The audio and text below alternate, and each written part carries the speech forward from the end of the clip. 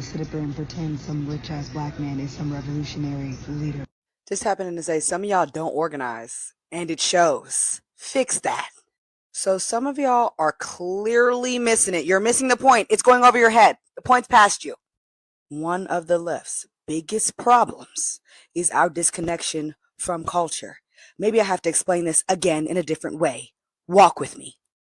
Right now, the current cultural climate is giving right-wing fascism, authoritarian chic. You feel me? And the people who are actually shaping the meaning of this society are manufacturing a pendulum swing right now.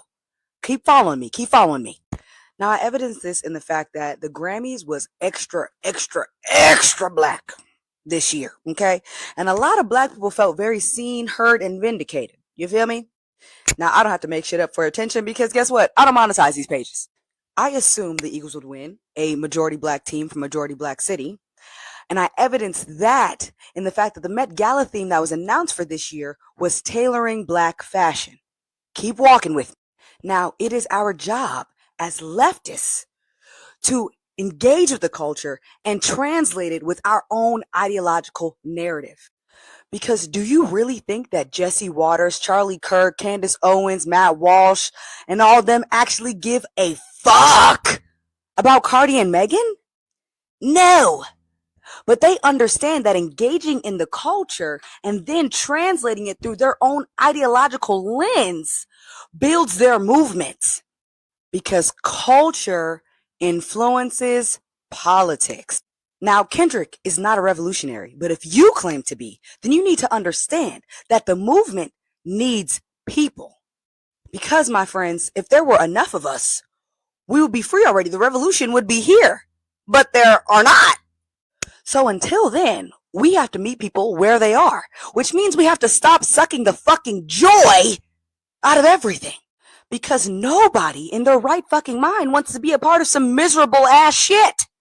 We must be joyful during the revolution. People must find joy in dismantling the empire because they know and they trust that their lives will be better on the other side of that they can build a better world. People must find joy in intentional reconnection and re-indigenation of our culture because they must trust that there is comfort in community. And the pendulum swing, creating that counterculture, is coming. So we must interrupt the dominant narrative that is going to just funnel more progressivism back into this capitalist system.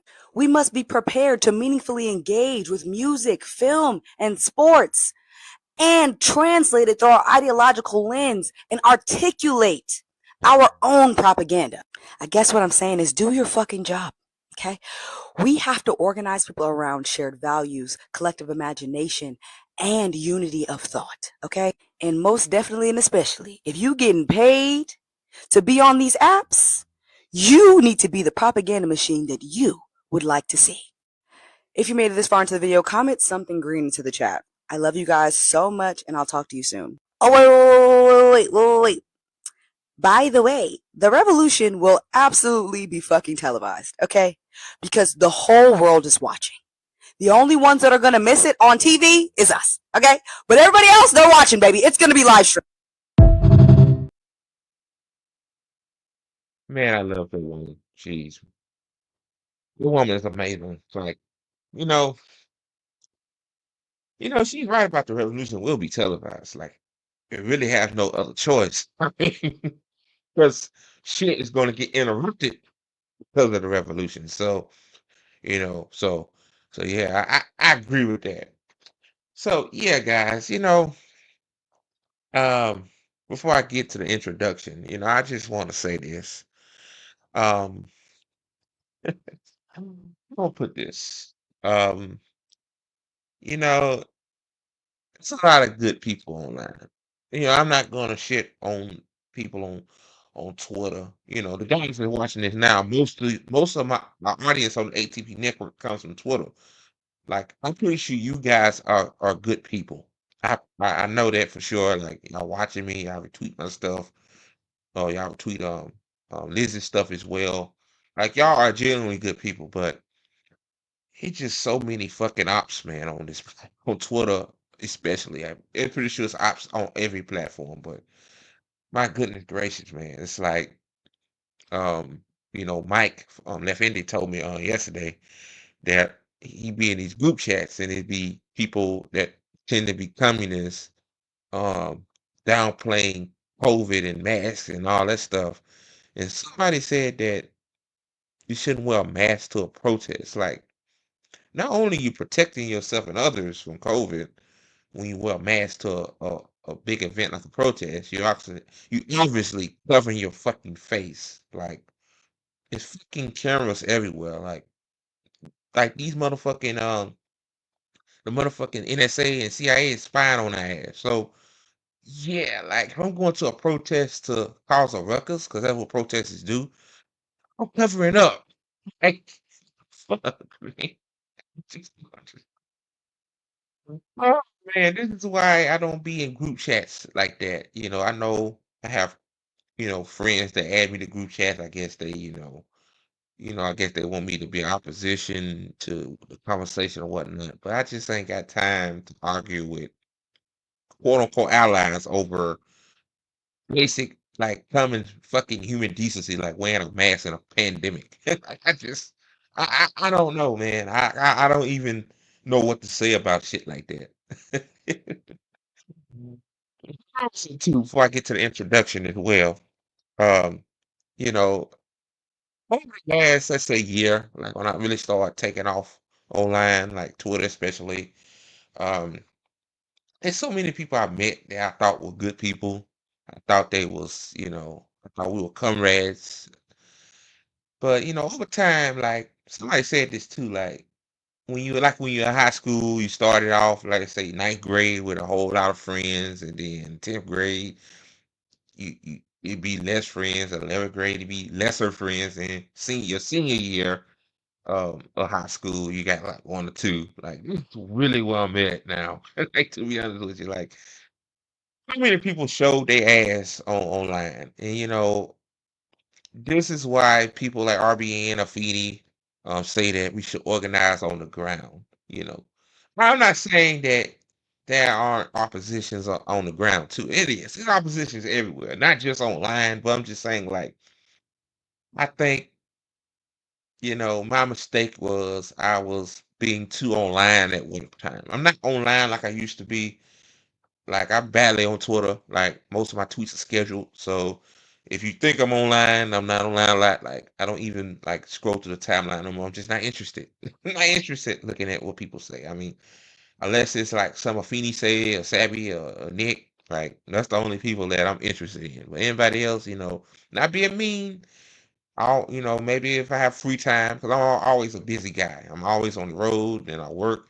So I will probably like promote you and follow you. I know a lot of people follow me. I haven't followed back. I told people I'm gonna follow them back on Twitter, but I just, man, I don't know. After I get done doing stuff during the day, I just be so fucking tired. All I want to do is crawl up in bed and watch YouTube videos. But you know what? It could be something I need for the show. For my shows. ATP Live or the Good Faith Show. So some on the timeline I see, like from Case Study QB, for example, like I always give him credit because he find these gems diamonds out the rut, as they say, and it's good. It's good content. So and also it's giving him more exposure because they are suppressing anybody that's on the opposition. But I get into that later on. But I'm just saying, like, I just don't have time to argue with people over this. Like it's 5 years into, well, 6 years really into it, because COVID really originated in 2019. But like, I just ain't got time to argue with people over what masks do. Like, not only they protect you from getting a disease, a virus, they also keep your identity private because it's face recognition software. Like, okay, but yeah, I just had to say that because when Michael aka Left Indy told me that, I'm like, what the fucking fuck? These people supposed to be our allies, and they, I guess. But anyway, stop it a long intro. So guys, welcome to the another episode of ATP Live. I'm your host, Andre Morton. And the ATP Live is only exclusively on the ATP network. You can catch the ATP network on YouTube, Twitch, Rumble, and Rockfin. And also, too, I have some shameless plugs for you guys. Follow the ATP Network crew on Twitter. That's Left Indies, there's Liz's, and there's mine. There's some handles right there. Follow us on there. Let's get Left Indie more followers, because he like this guy he's better at this shit than me. Like he's really good. Like um I'm just doing this to fill a void. See, that's why I want more voices on the ATP network, because really, in all actuality, I really prefer, to be honest with you, like, because of my low self-esteem issues at times. Like, I'm getting better at it, but like, I want more people talking. That's why I want Liz to do a show again. I'm not going to bum rush her into it, because she's she's really she's a mom. She's not a single mom, but she has 100% of parent duties now. So she got that, and then she going through her own spiel of stuff. So I tend to give people space, but hopefully she'll come back on the network real soon. I'm not going to rush her into it, because I'm not that type of guy. And also follow us on Red Note too. And I keep forgetting to add Michael. He on Red Note as well. So yeah, that's living in my handle, like Red Note, man. I exploded on Red Note for no reason. Like, people like my black ass. Like, people are really nice people, by the way. I hate to say this, but it's true. Like, Chinese people are more nicer than Americans. Americans sometimes can be assholes. Like, I guess the individualism aspect of it too, as well. So yeah, and also too, while you watching my ass blabber, like the video, it's free. It don't cost you a motherfucking thing. It don't cost you a thing. Like the video. Like, I have to, like, when I actually do this, it does work, because more people are watching the live stream. So, like the video, if you're on YouTube and Rumble, if you're on Twitter, you can't like it. Well, actually, if I make a post about me live stream, you can like it. So, guess Twitter too as well. But y'all know what I'm talking about. So, before I get to a couple of news stories, this is gonna be a kind of a short stream due to time. I like to do over an hour, because YouTube, the longer you stream on a platform, the more they push you out a little bit more, which is, but the game is rigged like that. I got a couple of um a couple of shameless plug to share before we get to excuse me get to the news stories. This is Michael's, aka Left Indie store. He also does independent media as well. Also too, Michael, you know, me and him in talks of putting his show on the ATP network, which is phenomenal. Like, we do the A&M podcast together, but that's like a two, like that's a joint thing. Like, he could do his own thing too as well. So that'll help me out a lot, so I don't have to be on here a lot, because I'm not good at this shit. Like, Liz and Michael are better at this than me. I had to drill listen to Liz's head. Like, you better at this shit. Like, you're a good articulator. Like, but anyway, I digress. Like, this is Mike's store, Left Indie store, the Wilk Report. He's trying to go overseas to teach English to to people overseas. So let's help him. This is his store for crowd made. This is his merch right here, and his merch is cheap as hell, man. Like this T-shirt, and this T-shirt and bags and stuff like that. And I might get this hoodie. Like, I like this black hoodie right here. So yeah, man, support Mike, support him. If a lot of people aren't mutual aid conscious online for some reason, which is wild. But at least, when you buy something from his store, you're getting something out of it, like he said, which really does make sense. And also, too, um, his GoFundMe as well. If you don't want to buy nothing, maybe you got like a few dollars on you to spare. Um, Let me see. There you go. Pull it up now. This is his GoFundMe. Like, he's trying to go worldwide to teach kids English. So he only raised $70 so far. Um, hopefully he can get to his goal, surpass his goal. So that's his GoFundMe right there, and his store. So support Mike. one more thing too, obviously, I had to let a person go from the ATP network, because she's a messy ass person. Like, I told her from the jump, like, I heard stuff about this person being controversial, but I'm a guy to give people second chances. Maybe I say, man, she going through a child, one of her kids has some kind of condition or something with their heart, I think.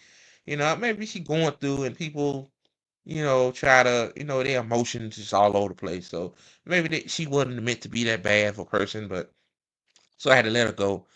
And the mistake I made, like,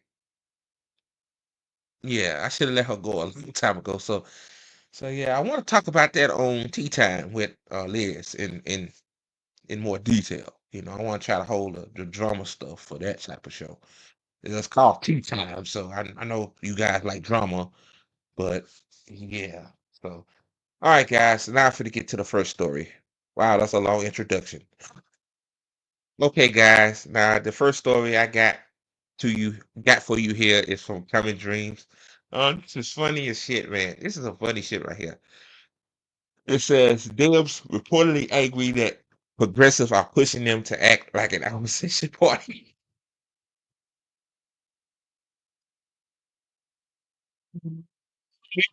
Like, even though that shit was like just a fundraising ploy, in my opinion, like at least the first Trump term, at least they act like they resist Trump.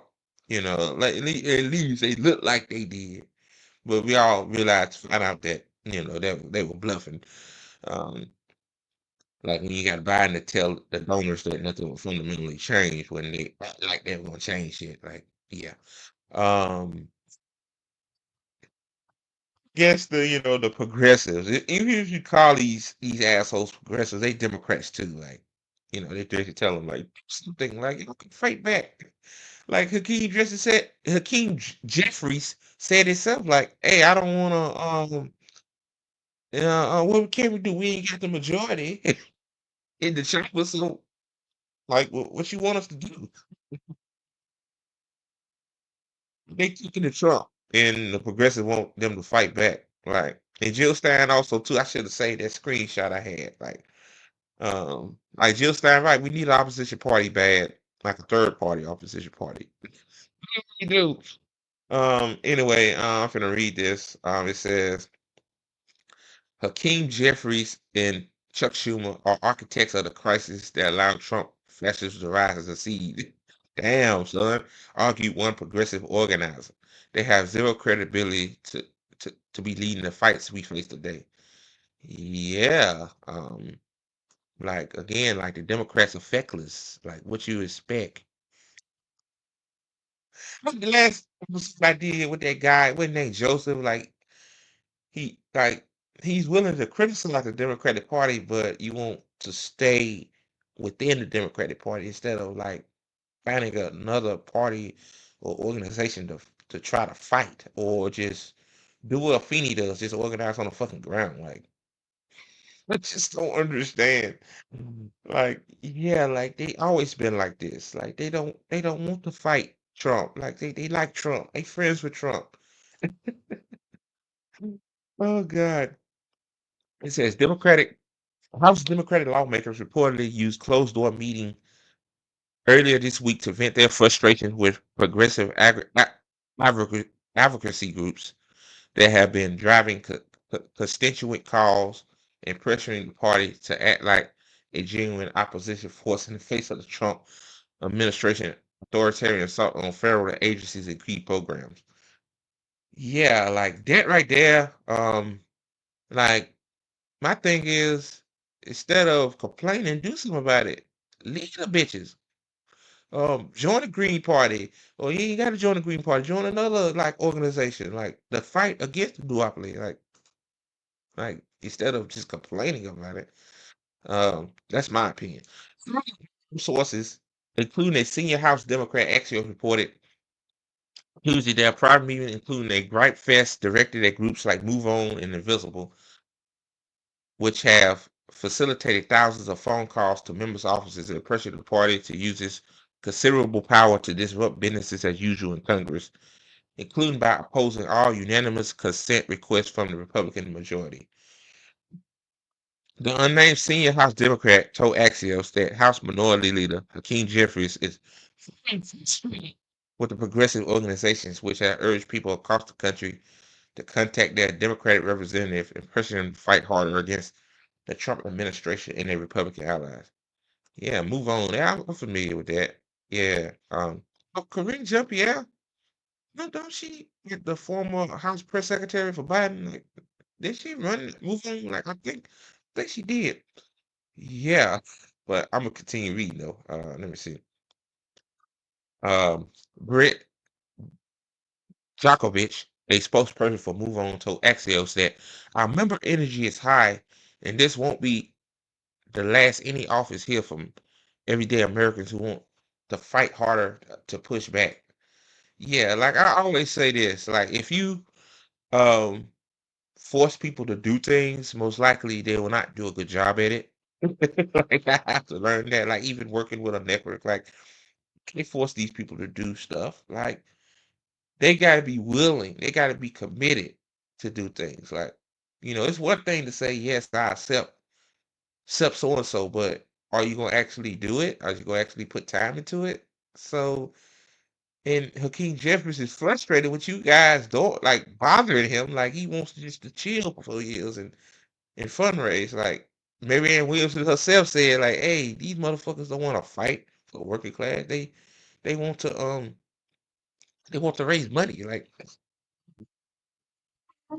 duh, like they, yeah. This is for Move On via Blue Sky. It says, let's be clear, we are not going anywhere. We are committed to this fight come hell or high water. Oh God. Then it says, reports of internal Democratic frustrations. Yeah, sorry guys. With grassroots progressive come later after Jeffrey questioned the leverage his caucus has to stop the Trump administration and unelected billionaire Elon Musk from imposing their will on the federal government. Yep, this is what Hakeem Jeffries said late last week. They control the House, Senate, and presidency. Jeffries told reporters last week, it's their government. That right there, man.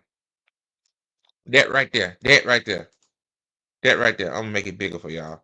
Keep doing that. That right there. That's all you need to know about the Democratic Party, guys.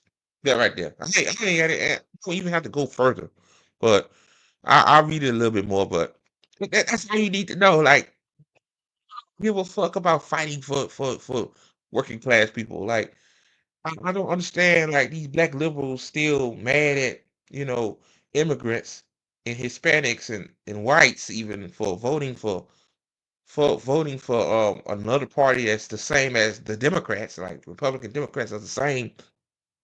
Like it's their government. Like the key Jim said, hey, it's their government. They can do whatever the fuck they want. Uh, I ain't gonna do shit. I'm just gonna chill for 4 years. I could continue to fundraise off of this shit. Oh God. So yeah. Then it says Senate Minority Leader Chuck Schumer, meanwhile, has said Democrats are not going to go after every single issue in the fight against President Donald Trump. We are picking the most important fights and laying down on the train tracks on those fights. Too. Schumer told the New York Times earlier this month. Damn, I can't talk today. Fuck.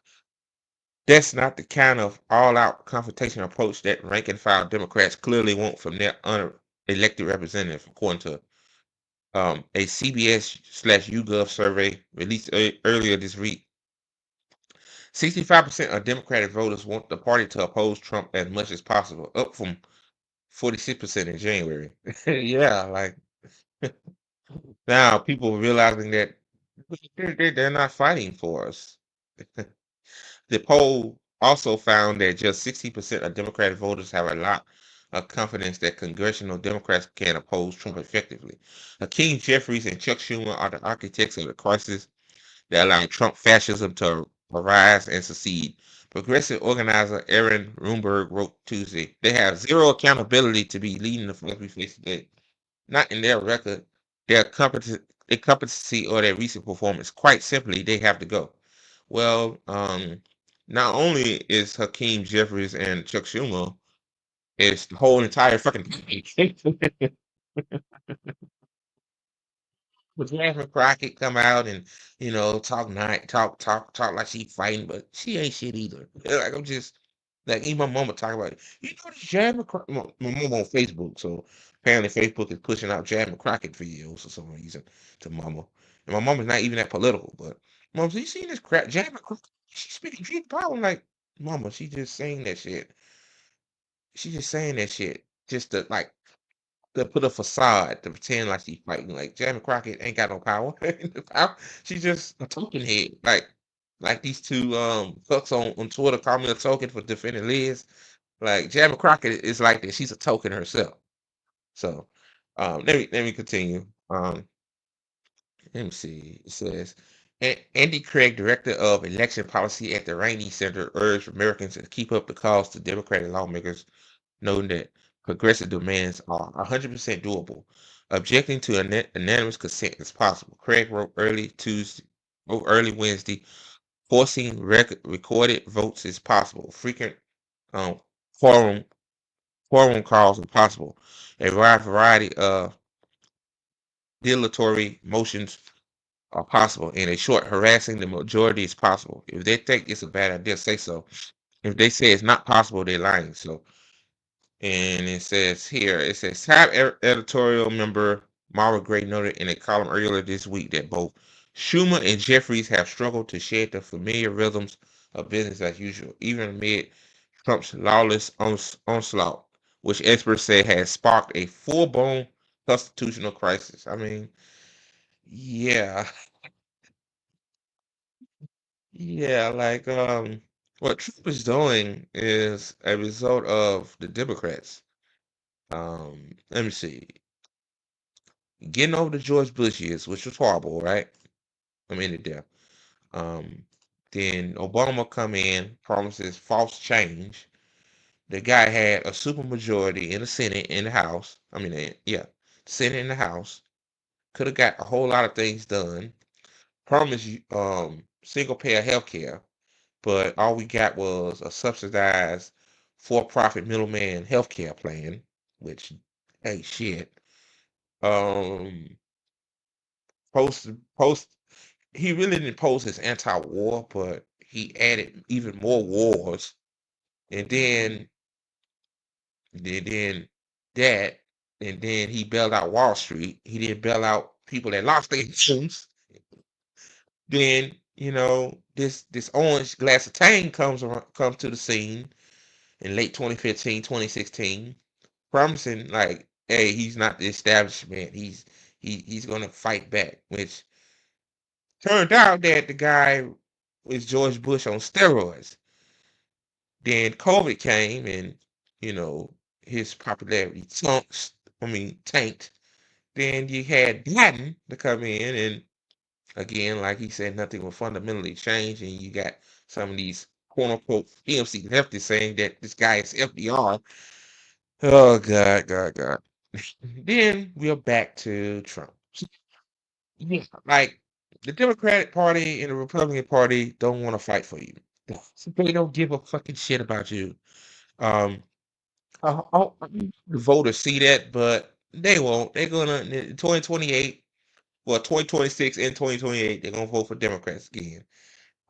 These organizers, they mad at Chuck Schumer and Hakeem Jeffries, but my thing is, imagine move on to the fucking Green Party, like I'm pretty sure Move On was, I mean, I'm pretty sure they're a pretty nice sized organization. Like build momentum for the Green Party, like saying, "Hey, we need an opposition party." Well, you have one. It's the Green Party, okay? But I digress. So yeah, it's wild. Like man, the Democratic Party, man, you got the progressives. Well, they call them progressive, but I'll say lightly radical, lightly, fighting back against the agenda. Okay, guys, on to the next. Guys, before I get to the next story, be sure to like the video. It It's just an algorithm. Can't talk today for some reason. So if I sound weird, I apologize. Um, but yeah, the video, it helps us out. So, all right, guys. Now I'm gonna talk about Trump's orange ass. Yeah, God. This is from the Hindu. I guess this is an Indian-based site. Yeah. It says Trump Putin agreed to begin negotiations on ending Ukraine war. Now, shout out to Mike again. I always shout him out because he does his damn thing. Like, trust Trump. Like, is Putin actually owned? Like, I want to hear from Putin himself, for Russia themselves. Is they actually talking to Trump on ending the war, or Trump saying it to both as he's fucking war. And before I get to this article, let me get the people that think Trump is anti-war for some reason. Like, how is he anti-war and he gave Israel another weapons package what Biden gave them a month ago? Like, how is he anti-war? Like, Trump is letting Israel annex the West Bank as we know it. Um, and like, I just don't understand that. Like, how can he be anti-war? Trump is not anti-war. What the fuck? Um, oh God. Should I play this video? Let me see. Yeah, I'm gonna play it. Hell, why not? It's probably just a caption video. Let me see. Great call, and it lasted for a long time, over an hour this morning. I also had with President Zelensky a very good call after that. And I think we're on the way to getting peace. I think President Putin wants peace, and President Zelensky wants peace, and I want peace. I just want to see people stop getting killed. If it ends, he wants it to end. And that's President Putin said that. He wants it to end. The Workforce Okay. Center staff meet you where you're at. We help students. Okay. So, but I don't really trust Trump on that, man. But let me get to this article. It says Trump said he and Russian President Vladimir Putin agreed during a phone call Wednesday to begin negotiations on ending Ukraine war and would work together very closely towards winding down the conflict. We talked to each other about the strengths of our respective nations and the great benefit that we will someday have in working together, Trump said in a social media post, disclosing details about a call that followed a prisoner swap between two nations. But first, we both agree we want to stop the millions of deaths taking place in the war with Ukraine, Russia, Ukraine. Um, but the thing is this, I thought you said when you get into office, Trump, that you're going to end it. Like, you just like it's gonna stop. Like, bro, like I don't think Putin ain't gonna isn't gonna listen to you, bro. Unless it's some like maybe concessions. Like, Putin is not gonna listen to you. Like, you're not a god king, Trump. The fuck? Um, the Republican president said that the leaders also agreed to have our respective team to start negotiations immediately and will be alarming Ukrainian leader Vladimir Zelensky about their conversation. Um, it says White House officials declined to clarify whether Ukraine will be a party to the U.S. negotiation with Russia. The call came on the heels of a prisoner swap in which Russia released American schoolteacher Mark Fargo of Pennsylvania after more than 3 years of detention on drug charges. Alexander Vinik, a convicted Russian criminal, is being freed as part of the swap that saw Russia's Moscow's release of Fargo, according to people familiar with the deal who spoke on the condition of immunity to discuss non-public details. Vanik was arrested in 2017 in Greece at the request of the U.S. on cryptocurrency fraud charges and was later extradited to the United States, where he pleaded guilty last year to conspiracy to commit money laundering. He is currently in custody in California, awaiting a transport to return to Russia, the official said. They said The Kremlin said Wednesday that a Russian citizen was freed in the United States in exchange for Fogel, but refused to identify him until he arrives in Russia. It says Trump welcomed Fogel at the White House on Tuesday evening after his return to the U.S. soil. Fogel, an American history teacher who was deemed wrongfully detained in Russia, was released in what the White House described as a diplomatic thaw that could advance negotiations to end the fighting in Ukraine. Fogel was arrested in August 2021 and was serving a 14-year prison sentence.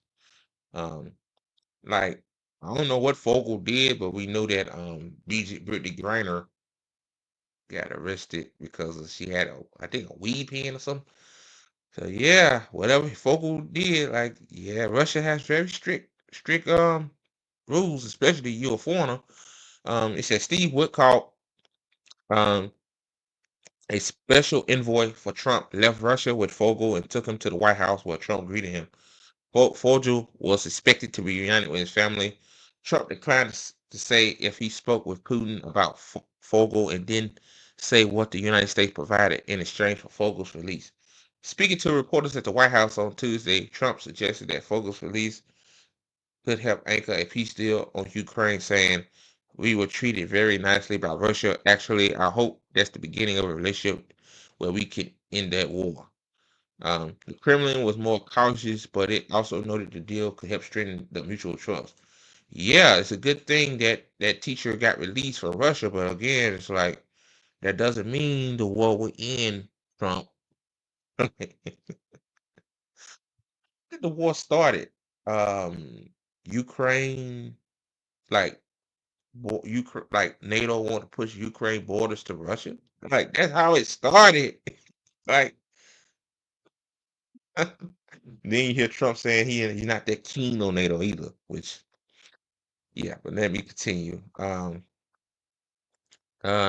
It says Putin invited Trump to Moscow because Ukraine Kremlin it says meanwhile the Kremlin said that Mr. Putin and Mr. Trump agreed to meet in the future, and Mr. Putin invited Trump to Moscow. Mr. Putin last spoke to a sitting U.S. president in February 2022 when he had a call with Joe Biden shortly before ordering thousands of troops into Ukraine. It says Kremlin spokesman Dmitry Peskov said that Mr. Putin and Mr. Trump discussed the Middle East, bilateral relations, Ukraine, and a prisoner exchange between Washington and Moscow state news agency TASS reported. It says the Russian president invited the U.S. president to visit Moscow to express his readiness to receive American officials in Russia in those areas of mutual trust, including, of course, the topic of the Ukrainian settlement. Mr. Peskov said Putin and Trump also agreed to continue personal contacts, including arranging a face-to-face meeting. Um, it says Trump has reportedly said he wants to end the war and that he will meet Mr. Putin to discuss it, although the date and venue for a summit is still public unknown. So yeah, okay. So it said Putin admit the Kremlin said that Putin wants to meet with Trump. So I'm about to say, like Trump is a habitual liar, and anything Trump says, you gotta take this shit with a grain of salt. I mean, should a war end? Obviously, like I'm anti-war. Like it shouldn't be war to fucking begin with. But again, it's like same thing with Hamas and Israel. Like you keep pushing a motherfucker, eventually they're gonna retaliate. Like a bully. Like you keep, pushing back at them. You pushing back at them, and then I don't know what the hell I'm just talking about. What eventually the person gonna do to that bully? They're gonna retaliate. So, all right, guys, on to the next story. All right, guys, before I get to this video, be sure to like the video. It pushes us up in the algorithm. All right, guys. So the case study QB for this video, man. Like, if you Twitter, follow case study QB. This guy does the damn thing. Like he finds these clips out of a he finds a diamond out of a rut. As they say. So, I came across this while I was looking for stuff to talk about. Um, yeah, like oh man, Trump is a bully. He is like he's threatening Egypt and Jordan to take in Palestinians. Like those countries can't handle 2 million people. I think what according to Mike, what he said, I think he said Jordan said he could take like 6,000 of them or something like that. Like, like these countries ain't got the resources to handle millions of people. Like you forcing them, and both of their leaders said no. Like some of those leaders, man, like they said Palestinians should stay in their land. It's like that's like that's when Canada try to take over the United States, and Canada asks fucking UK to take in 330 million people. Like the fuck, go. Anyway, man, let me play this video. Oh god, this from MSDNC, so it should be interesting. And while Trump was claiming that the U.S. would take Gaza, Prime Minister Benjamin Netanyahu warned that if Hamas did not return Israeli hostages by Saturday at noon, the ceasefire would end and the military assault would resume until, quote, Hamas was finally defeated. Now, about the ceasefire, Hamas is doing that end of the bargain on the ceasefire. They're releasing hostages as scheduled. It's just that Israel is blocking humanitarian aid coming into Gaza. Like that's why Hamas stopped releasing hostages. But this motherfucker, like it's like I knew the ceasefire was a first to begin with. I knew it was a facade, bro. It wasn't serious. It wasn't serious. Like it's still IDF around the perimeter of Gaza. So I kind of knew that. I like hoped to myself like I gave Trump too much credit at first, and I apologize for that. Like Trump don't get no credit because like you got a facade ceasefire while you letting Israel go rogue in the West Bank. So that's my fault. I admit fault. Like I gave Trump too much credit. I guess some folks like, damn, this motherfucker turned to a simp. No, I ain't no Trump simp. I don't like Trump. So, all right, guys. Excuse the noise back there. That's Alexa going off. The prospect of Palestinians being resettled is a non-starter for the countries in the region. After his meeting today with Trump, the Jordanian king, whose wife, Queen Rania, is a Palestinian refugee, tweeted that achieving a just peace on the basis of the two-state solution is the only way to ensure regional stability. A former deputy prime minister close to the Jordanian government told the BBC that we consider any attempt by Israel or others to push people out of their own houses in Gaza and the West Bank as a criminal act, but any attempt to... Man, his face right there, yeah, that's how all of us feel. Like we all of this world leader from this Jordan, ain't it? Jordan leader, world leader. Yeah, we all feel like him right now, man. Like, yeah, like forcing us to take in people that we don't have the resources to take care of is just it's preposterous. It's kind of like trying to fill a bucket full of water, like the bucket gonna overflow and the water gonna come out of the bucket because it's too full. It can't hold. It can't hold beyond its capacity. The fuck, man. Okay. To push those people into Jordan will be tantamount to a declaration of war. Late this afternoon, Egyptian state television reported that Egypt rejected any proposal to allocate Egyptian land to Gaza residents. Joining me now is Rula Jibril, journalist and Palestinian policy expert. Rula, it goes from bad to worse to clear violations of international law. Donald Trump is tripling down and saying that they will take Gaza under American authority, and he's still calling it a real estate development. What is the region saying? What are you hearing from your sources in Jordan and Egypt? Well, the entire region actually convened Arab League summit, and they are rejecting it en masse because they understand that this is not a new idea, Joy. This is the same idea that the far right in Israel has been trying to impose on Palestinians for 75 years. Actually, we are here in this place because they never solved the issue of the 700,000 Palestinians who were ethnically cleansed in 1948. There was a United Nations resolution that was about the right of return, which is enshrined in international law. It's actually an international covenant of rights and political rights and civil rights. However, the international community gave Israel that exception. And today Israel is, and backed by the United States, is saying that the law is wrong, that presidential decree will change the law. It doesn't work like this. But also when Donald Trump used this, excuse that he will cut aid, he doesn't understand this aid is not charity. It's tied actually to peace accords and security accords for the United States and Israel itself. Maybe Donald Trump doesn't remember, but in April last year, it was thanks to Jordan and the Arabs that they stopped the drones and the missiles from Iran. If that security accord is null and void, then all hell can break loose. Yeah. Yeah. Yeah, Trump playing a dangerous game, man. Like, to me, like, I'm gonna just say this, like, off the record. Like, I really believe that, how you say this? When he said he'll cut aid to Egypt and Jordan, like, yeah, the aid is for humanitarian, like, keep peace. So by him cutting the aid, like, you like potentially starting World War III, even though you're supposed to be anti, you're supposed to be anti-war. Oh God, bro. Again, if you're anti-war Trump, then why you didn't pull out of Afghanistan? Like Joe Biden did it, barely did it. Like, but okay, continue. He's right about this, but that means regional war, not only against Palestinians, but against 400 million people in the region.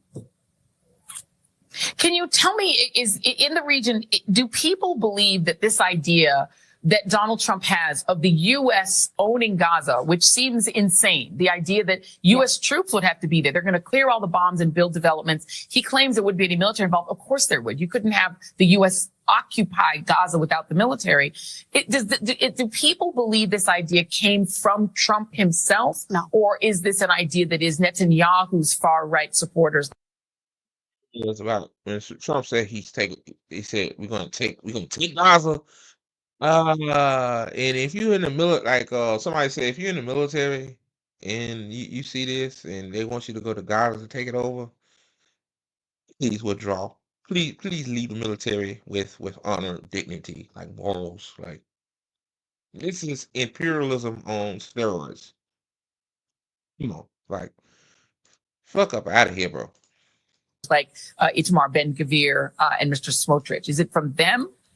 Yes, but not only. This is an idea that Kushner actually, I believe last spring was peddling about, the waterfront in Gaza, and he was talking about this. But this is an idea as old as the state of Israel.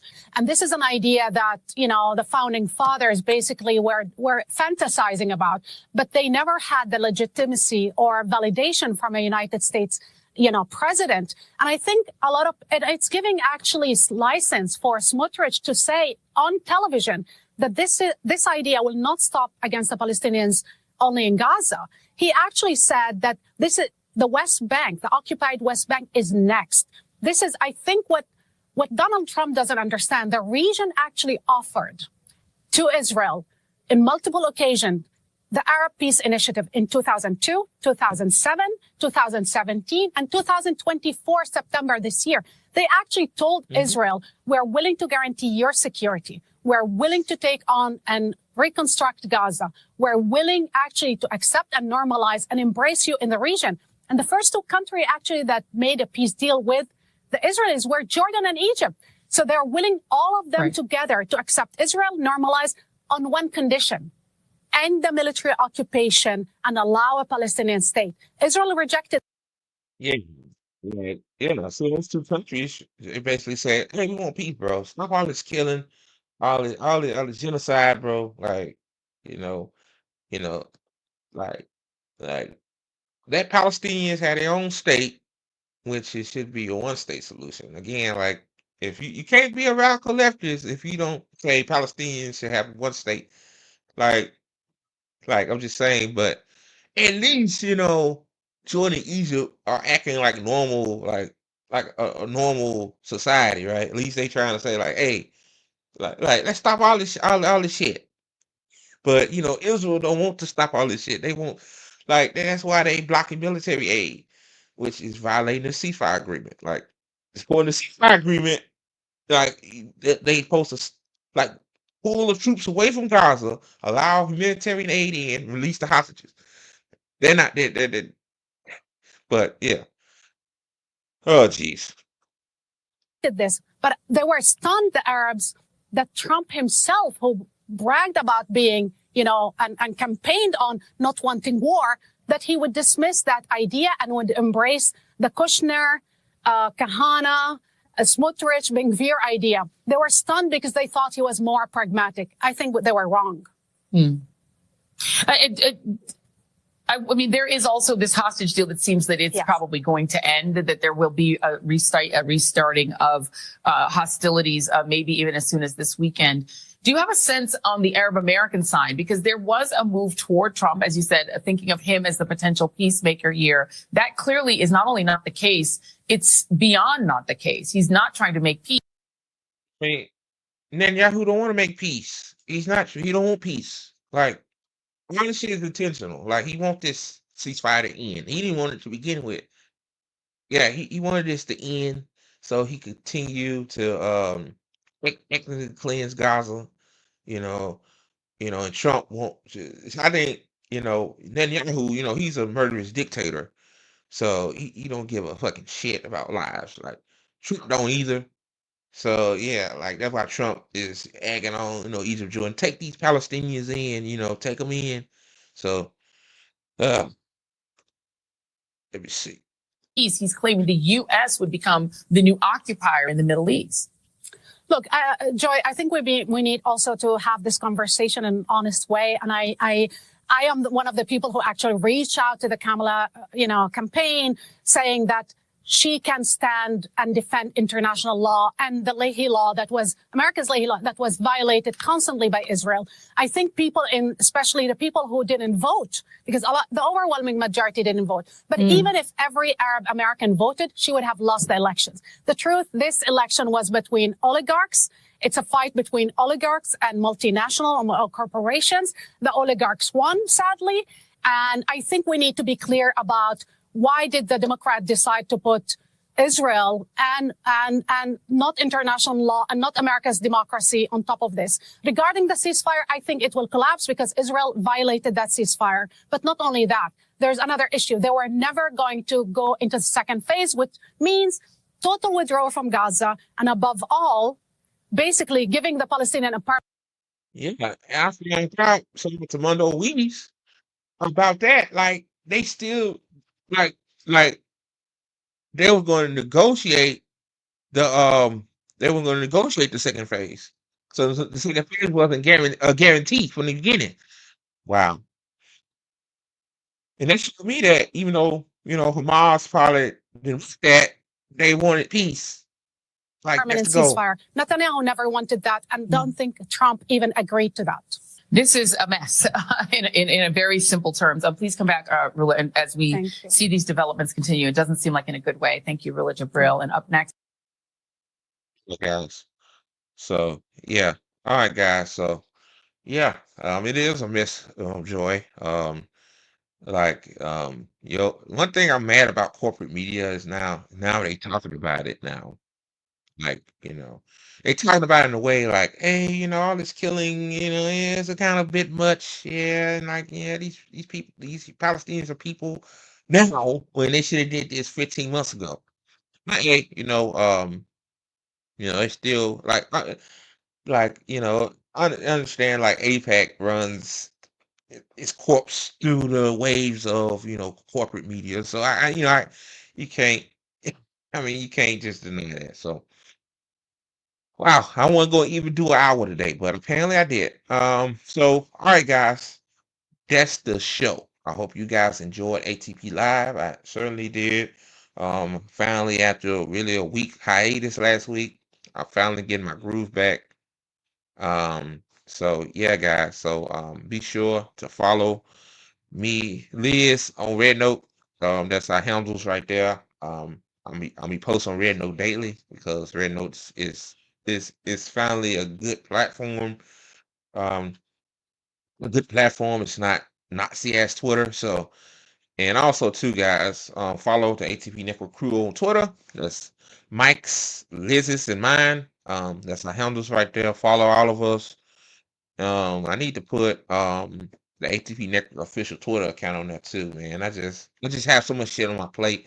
You know, that's why I letting a couple of other people on the network run that. So follow that as well. Just type in the ATP Network on the search bar on Twitter, and it should pop up. And also too, before you head out, I know y'all want more, but that's all I got to give right now. Like the video, man, on your way out. It helps us out. Or if you're just not coming in, rewind it back and like it. You can leave. Hey, you do what you got to do. All right, guys. So thank you guys so much for watching ATP Live. I'm your host, Andre Gordon, signing out. Have a good one. And also, before I close out every video, fuck Benjamin Netanyahu.